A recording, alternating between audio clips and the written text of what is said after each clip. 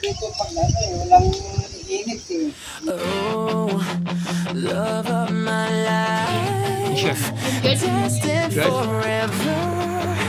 I will be right here by your side.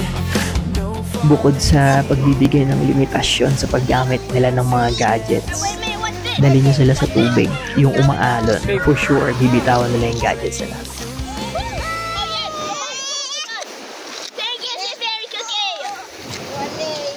Dito sa Oxfam, kahit araw-araw maligo si Neshi and Niara kasi napakalapit lang nito sa bahay nila Amay at Mama Neneng.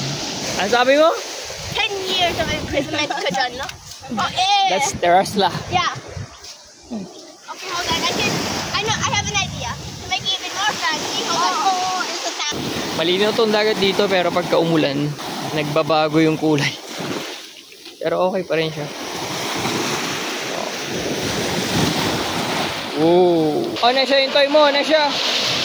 I got it. Oh, na siya. Yeah. Yes. Are you ready? You okay? Yep. I'm ready for the high tide. Say fairy cookie, hit me with more. Thank you. Come on, say fairy cookie.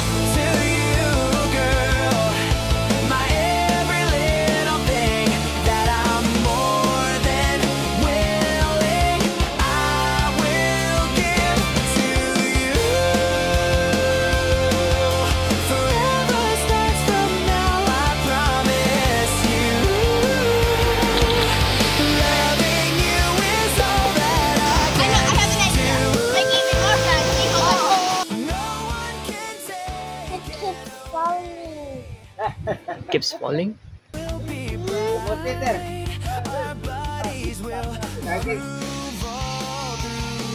Ayan, coffee muna kami. Anong oras na? 8? Miss Ho alone.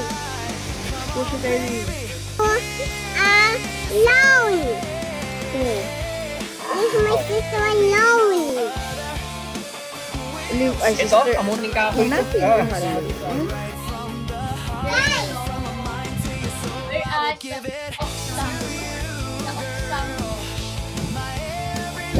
Resort ng friend ni Amay. Ganda dito.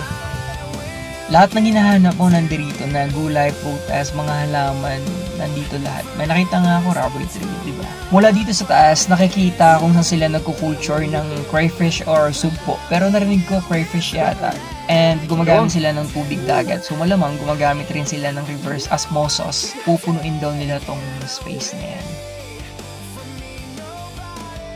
So, nice. Dito naman sa baba, ginagamit na daw sa mga events. Sabi ng friend ni Amay na si Tormeo, short for Tito Romeo. Hindi pa daw nangyayari, ibig sabihin hindi pa natatapos. Pero napakaganda na. So, yun nga, kung saan yung tambayan ni Amay, doon rin yung tambayan ni Nechi and Niara. Ganun na rin sa amin, napaka-presko ng hangin. Mga ibon at tunog lang ng dagat yung naririnig mo.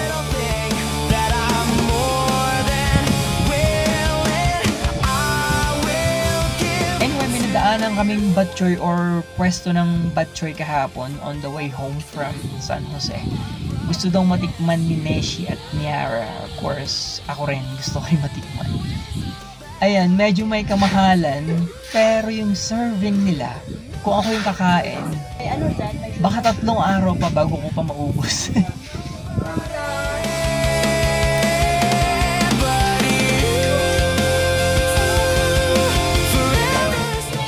How does it taste? What? Isha? It's good. Good? Yeah.